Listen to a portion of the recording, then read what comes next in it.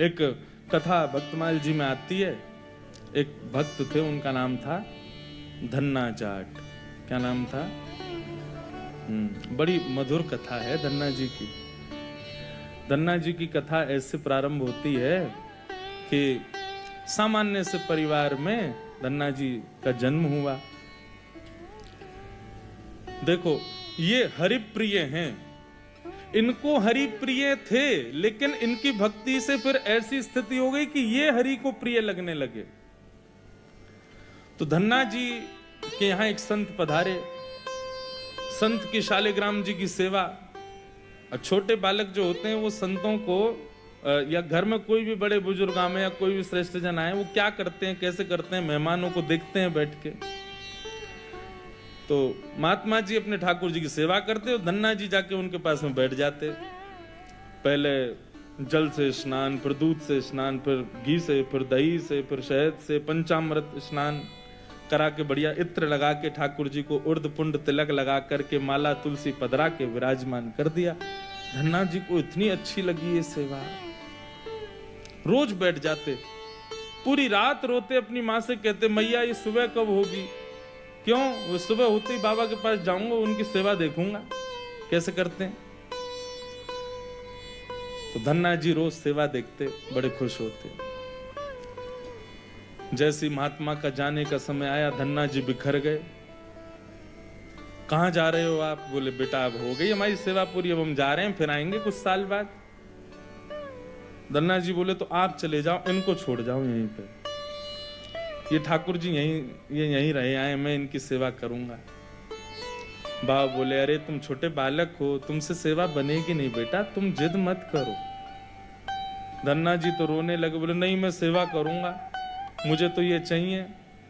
जैसे कोई वस्तु के लिए बालक जिद करता है, ऐसे धन्ना जी ठाकुर जी के लिए जिद करने लगे। माता पिता परेशान, महात्मा अलग परेशान, क्या करें।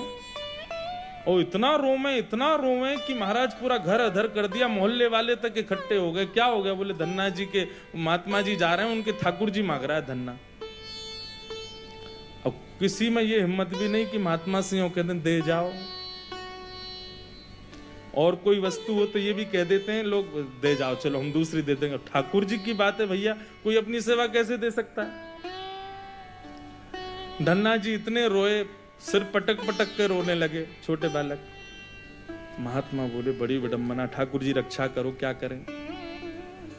इतने महात्मा बाहर गए और गोल गोल काले से दिखने वाला एक पत्थर उठा लाए, उसमें बढ़िया घी भी लगा करके और इत्र लगा के सुगंधित कर दिया, उर्द पुंड तिलक लगा दिया ठाकुर जी जैसा। और अपने ठाकुर जी तो नीचे एक छोटे सिंहासन पर विराजमान कर दिए और बड़े सिंहासन पर वो पत्थर ला के रख दिया और बढ़िया सजा के। धन्ना रो रहे थे, उठा के गोद में ला, देख देख देख तेरे ठाकुर जी आगे देख। धन्ना जी जैसी मंदिर में, धन्ना जी की दृष्टि तो उन्हीं के ठाकुर जी पे, यही चाहिए। महात्मा बोले लाला देख, ऊपर सिंहासन पर बड़े ठाकुर जी बैठे और नीचे छोटे ठाकुर जी बैठे। वो बड़े वाले जो हैं वो तो हैं राजा ठाकुर, और ये छोटे वाले जो नीचे बैठे हैं ना, ये सिपाही ठाकुर। अब बता, मुझे तो राजा ठाकुर ज्यादा बढ़िया लग रहा है, मैं तो उनको ले जाऊंगा, लेकिन फिर याद रहियो जब जब मैं आऊंगा तब तब मेरे ठाकुर जी ऊपर बैठेंगे और तेरे वाले नीचे बैठेंगे, क्योंकि तू सिपाही ठाकुर जी मांग रहा है और मेरे ठाकुर जी तो राजा ठाकुर हैं। अब बालक को उस भाव से समझाया तो धन्ना जाट वो नहीं, मैं तो राजा ठाकुर लूंगा, आप ले जाओ सिपाही को। सिपाही ठाकुर जी के रूप में उनके निज ठाकुर जी थे। बाबा बोले अब ठीक है। घर वालों ने भी प्रणाम किया, जय हो महाराज जी, बड़ी आपने बुद्धि युक्ति लगाई। सबको लगा कि कंटक छूट गया, लेकिन यहां तो अब भक्ति प्रारंभ हुई थी धन्ना जी की। देखो, ठाकुर जी की सेवा के लिए जो व्यवस्था की प्रतीक्षा करते हैं, ठाकुर जी की सेवा के लिए अनुकूल समय की प्रतीक्षा करते हैं, उन लोगों के लिए प्रमाण है ये कथा। बाकी सेवा तो बाद की बात है। ठाकुर जी भी असली नहीं थे, धन्ना जी के सामान्य पत्थर था और धन्ना जी उनकी सेवा करते। रात भर मैया से कहते मैया पूजा की सामग्री मंगाओ ना, मुझे ठाकुर जी की सेवा करनी है। मैया कहती सुबह मंगा दूंगी, सुबह पीछे पड़ जाते, शाम को मंगा दूंगी, शाम को पीछे पड़ जाते, सुबह मंगा दूंगी, रोज टाल देती। एक दिन धन्ना जी अनशन पे बैठ गए, नन्हे से, भोजन नहीं करें, दूध नहीं पीवे, पानी नहीं पीवे। अब तो ये कि रात में सोए भी नहीं, मैया से बस ये कहें पूजा की सामग्री मंगाओ, पूजा की सामग्री मंगाओ। मां ने सहज भाव से कह दिया तेरे ठाकुर जी और तू इनका सेवक, सामग्री मैं क्यों लाऊं, अपने आप कर व्यवस्था। धन्ना जी निकल पड़े। महाराज पुष्प ले आए तोड़ करके, तुलसी ले आए, बढ़िया सुंदर माला बना ली।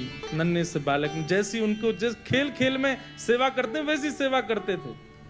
ठाकुर जी को तिलक लगाना है, कहां से तिलक लावे, तो बाहर गए, एक ईंट फूटी पड़ी थी लाल लाल, उसी ईंट को लाए, पानी में घोल घोल के घिस घिस के उसी से तिलक बना दिया।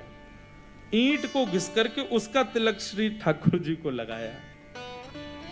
ऐसी सेवा करने लगे, अपने संगी रखें, अपने संगी सुलामें, संगी मतलब खेल खेल की सेवा थी केवल।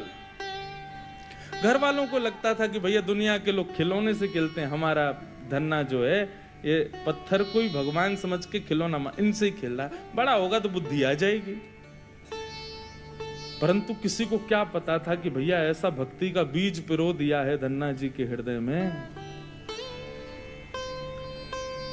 धन्ना जी भोग लगाते और भोग लगाने के बाद में पर्दा लगा करके वहीं बैठ जाते और बैठ करके प्रतीक्षा करते कि ठाकुर जी पा रहे होंगे। फिर धीरे से पर्दा हटा के देखते, अच्छा अभी पाई नहीं, ठीक है, फिर बैठ जाते, फिर प्रतीक्षा करते कब पाएंगे। खूब देर हो गई, नहीं पाई तो ठाकुर जी से बोले आप रोज भोजन अधूरा छोड़ देते हो। मैं भोजन अधूरा छोड़ देता हूं, मेरी मैया मुझे बहुत मारती है, लेकिन महात्मा जी मुझे ये बता के नहीं गए कि वो मैं आपके संग कर सकता हूं कि नहीं। मेरी मैया तो मुझे बहुत मारती है, लेकिन पता नहीं मैं कर सकता हूं कि नहीं। धन्ना जी के उस प्रिय भाव, भक्ति भाव पर ठाकुर जी रीझने लगे। एक दिन तो धन्ना जी हट करके बैठ गए, यदि आपने नहीं पाया तो मैं भी नहीं पाऊंगा। धन्ना जी ने थोड़ी देर देखा, थाली यथावत रखी है, नहीं पा रहे, तो ठाकुर जी की तरफ कमर करके लेट गए। तो ठीक है, तो आज मैं भी भूखा सोऊंगा। इतने में ही जैसे उंगली को कोई जोर से चाटे तो चट चट आवाज आती है ना, ऐसी चाटने की जोर जोर से आवाज आने लगी। धन्ना जी बोले ये चप चप खा कौन रहा है, और ये ऐसे चटकारे ले ले करके कौन उंगली चाट रहा है। जैसे ही पर्दा हटा करके देखा तो नील माधव भगवान बैठ करके धन्ना जाट की उस थाली में से प्रसाद पा रहे थे। दर्शन किए जब श्याम सुंदर के,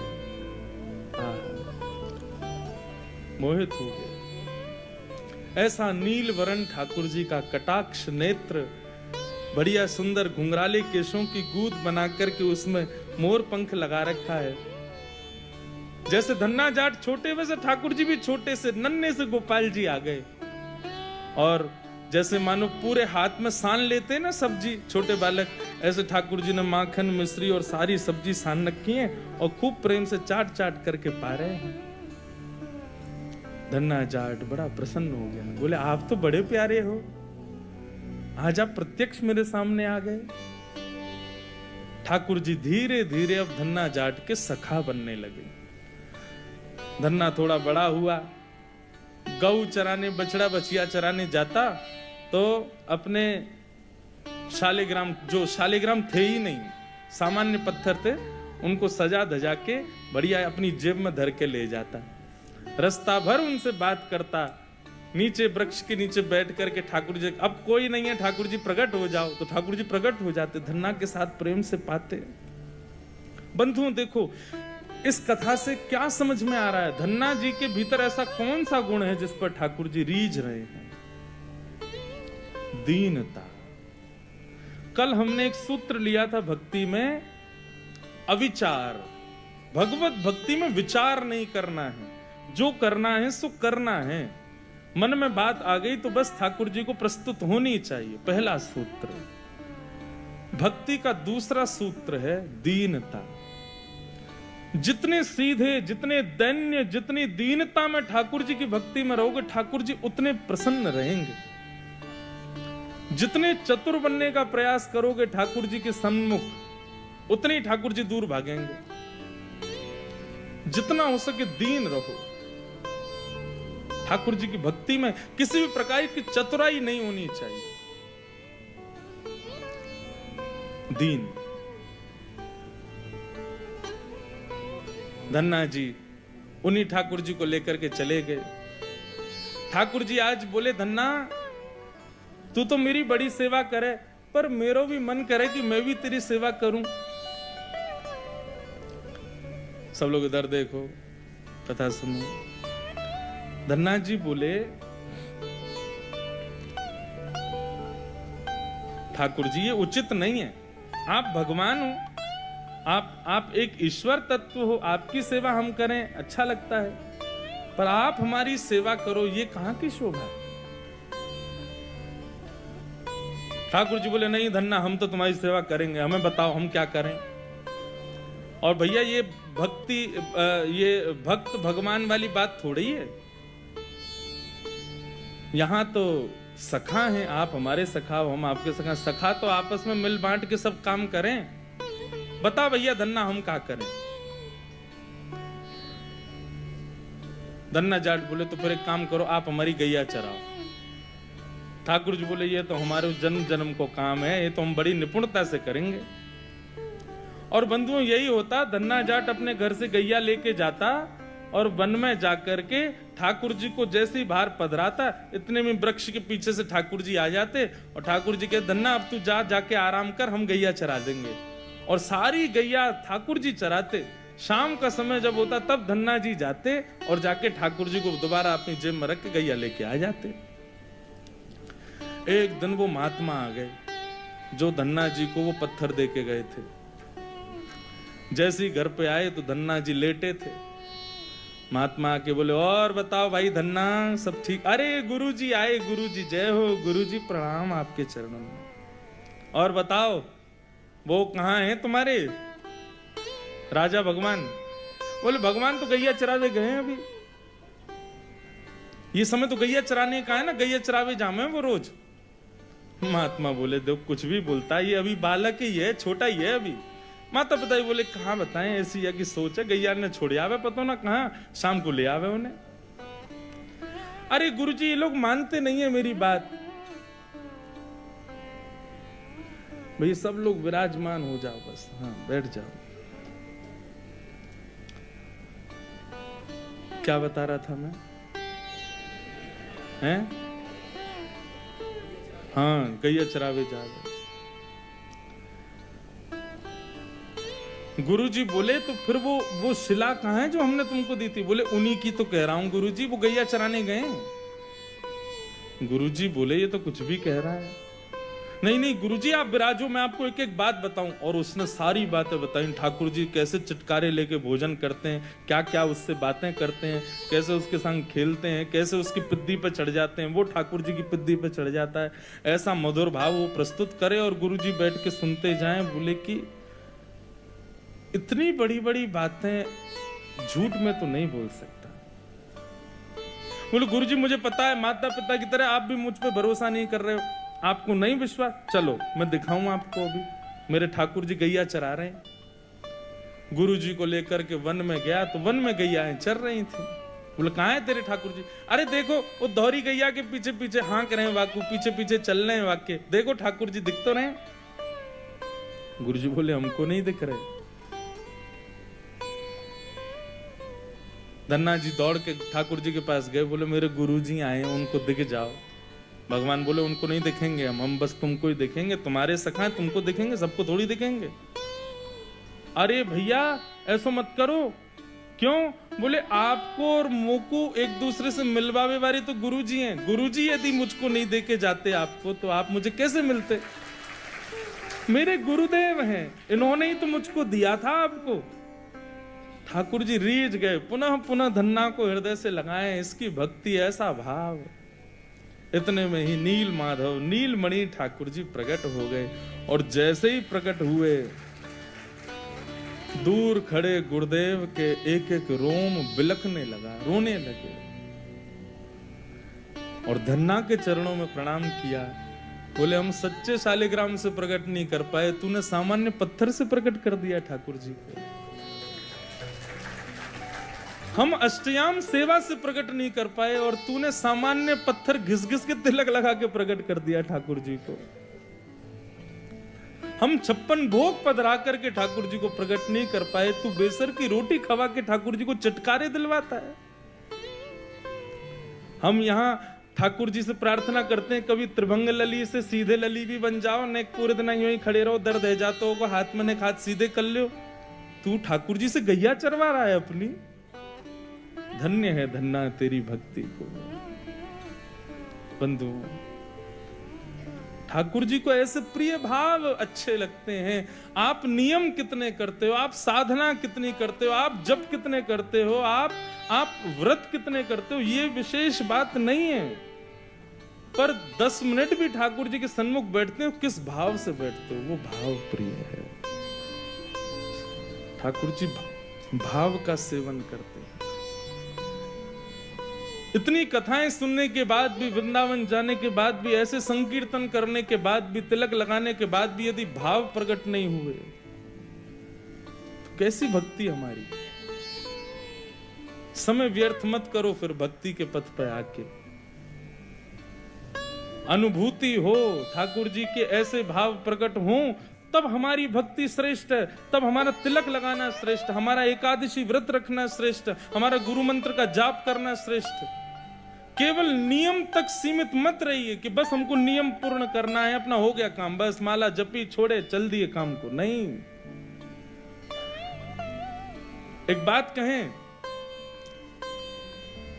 भक्ति में थोड़े हटीले बनो, ठाकुर जी से थोड़े थोड़े हट करो। नाथ, इतनी आयु होती जा रही है, हम बड़े होते जा रहे हैं, कब मिलोगे आप? बस 24 घंटे यूं ही बैठे रहोगे? हमको इससे सुख नहीं है। हमारे लिए तो आपको कुछ लीला तो करनी पड़ेगी, कभी कभी करो हट। सब भक्तों ने हट किया। आजकल लोग भक्त हट ही कहां करते हैं ठाकुर जी से। हाँ, हट करते हैं, किस बात का हट कर रहे हैं? काय को व्रत कर रहे हैं, हाथ में कपूर लेके बैठे हैं, हमारे पति के काम नहीं चल रहे, उसका हट कर रहे हैं। बच्चे हमारी सुनते नहीं, उसका हट कर रहे हैं। घर में विपत्तियां आ गई, इसका हट कर रहे हैं। कभी श्याम सुंदर हमसे रीझ हैं, इस बात का हट नहीं करते। बहुत प्रिय भाव है। श्याम सुंदर सदा हमको प्यारे रहे, हम उन्हीं के रहे, वो हमारे रहे।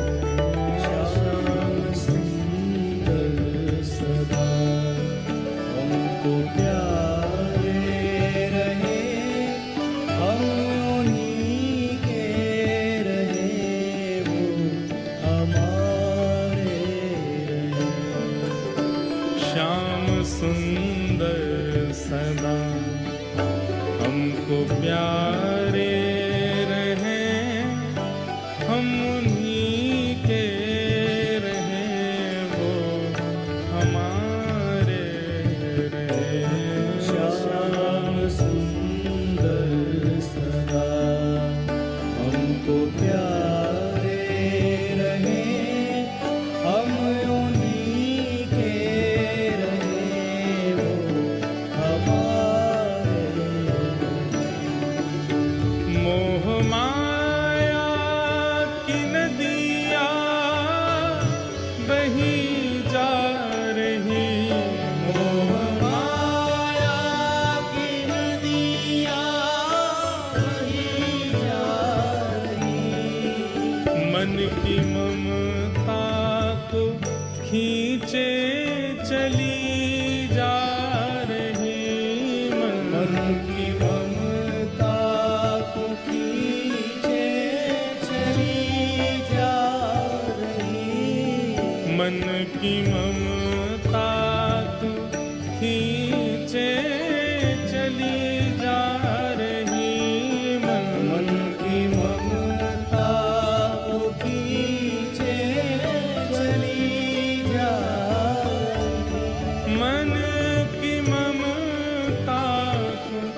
खींचे चली जा रहे, हर की ममता को खींचे चली जा रही। हम भंवर में रहें या किनारे रहें, हम उन्हीं के रहें, वो हमारे रहें। श्याम सुंदर सदा हमको प्यारे रहे, हम उन्हीं के रहे, वो हमारे रहे। हम उन्हीं के रहें, वो हमारे हम उन्हीं के रहे, वो श्री राधा रमण लाल की।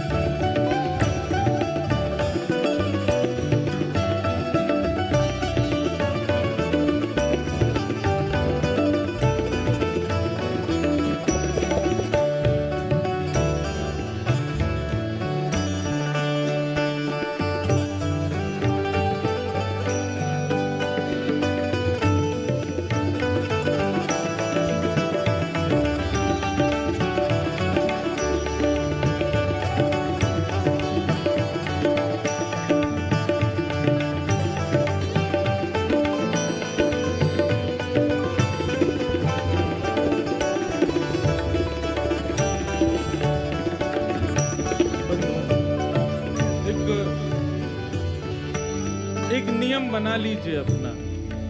कोई और नियम आप करो ना करो आपके ऊपर है, पर हमारे हिसार आने की एक दक्षिणा हमको दे दीजिए। हमारी एक बात मान लीजिए, आज के बाद श्री राधा रमण जी से गैर संबंधी कोई भी वस्तु हो उसको स्वीकार मत करो। चाहे वो संबंध हो, चाहे वो भोजन हो, चाहे वो देखने की वस्तु हो, चाहे वो पान की वस्तु हो, चाहे वो ग्रहण पहनने की वस्तु, सब उस में बस ये भाव रख लीजिए, बस ठाकुर जी से संबंधी है तो हमारी है, नहीं तो हमारी नहीं। तजोरे मन हरि विमुखन को संग, जाके संग कुमति उपजत है, पड़त भजन में भंग। तजोरे मन हरि विमुखन को संग। वस्त्र ऐसे पहनो कि सब कहें कि हाँ भक्त है ठाकुर जी का। प्रसाद वही पाओ जो ठाकुर जी को निवेदित हो, देखो वही जो ठाकुर जी से संबंधी हो, सुनो वही जो ठाकुर जी के संबंध को प्रकट करता हो। हर वस्तु भगवत संबंधी स्वीकार करेंगे, ये नियम बना लीजिए। फिर भले ही आप व्रत ना भी कर पाओ चलेगा, फिर भले ही आप बाकी नियम ना भी कर पाओ चलेगा, परंतु इस नियम को स्वीकार करो।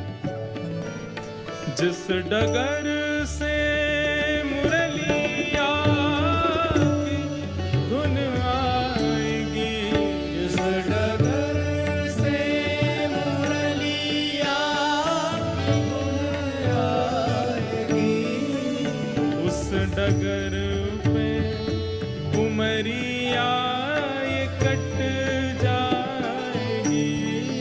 उस डगर पे उमरिया कट जाएगी। इस भाव का मतलब यही है, जिस पथ पर, जिस रास्ते में, जिस डगर में, जिस जीवन में कृष्ण संबंधी सब कुछ है, वहीं हम अपना जीवन व्यतीत करेंगे। बस जहां कृष्ण संबंधी चर्चा नहीं, कृष्ण संबंधी वस्तु नहीं, वहां नहीं रहना हमें। दर्शन को नैना तपे,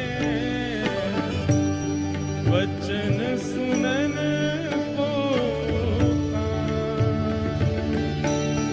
ओ मिलवे को हियरा तपे, हिय के जीवन प्राण, गोवर्धन वासी सावरे, गोवर्धन वासी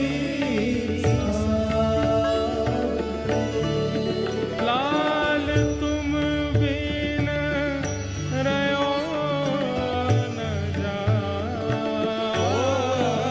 लाल तुम बिन रहो न जाओ। प्यारे तुम बिन रहो न जाओ, लाल तुम बिन रहो न जाए। गोवर्धन वासी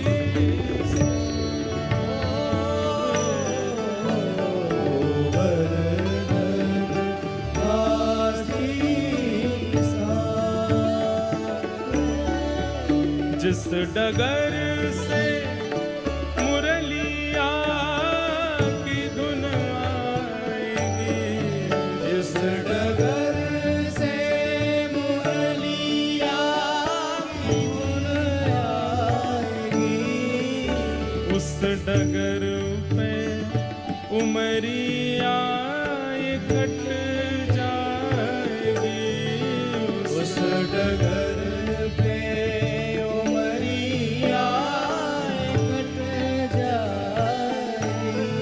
उस डगर पे उमरिया ये कट जाएगी, उस डगर पे उमरिया कट जाएगी। उनकी तस्वीर मन में बनाए रहे, हम उन्हीं के रहे, वो हमारे। श्याम सुंदर सदा हमको प्यारे रहे, हम उन्हीं के रहे, वो हमारे रहे। हम उन्हीं के रहे, वो हमारे। हम उन्हीं के रहे, वो हमारे रहे। हम उन्हीं के रहे, वो हमारे। हम उन्हीं के रहे, वो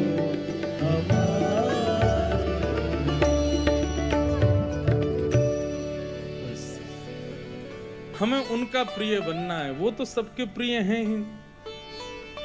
वो तो राक्षस भी जब उनको देखते हैं तो उनको भी प्रिय लगने लगते हैं, पर हम उनके प्रिय बने। सूरदास को प्रिय ठाकुर जी लगते थे ऐसा नहीं कहते, संत जन कहते हैं सूरदास ठाकुर जी को प्रिय लगते थे। मीराबाई ठाकुर जी को प्रिय लगती थी, गोपियां ठाकुर जी को प्रिय लगती थी, गोपाल भट्ट गोस्वामी ठाकुर जी को प्रिय लगते थे, हितरवंश महाप्रभु ठाकुर जी के प्रिय थे। पर हमारे लिए क्या कहेंगे लोग? इनको ठाकुर जी अच्छे लगते हैं। हमारे लिए कोई क्यों नहीं कहता कि ये ठाकुर जी को प्रिय है? हमारे भजन की उपलब्धि इसी में कि हम ठाकुर जी के प्रिय बने। धन्ना के भक्ति भाव को संत ने प्रणाम किया, बोले कि हम तो भैया सच्चे शालिग्राम में से ना प्रकट कर पाए, तेने पत्थर में से प्रकट कर दिए।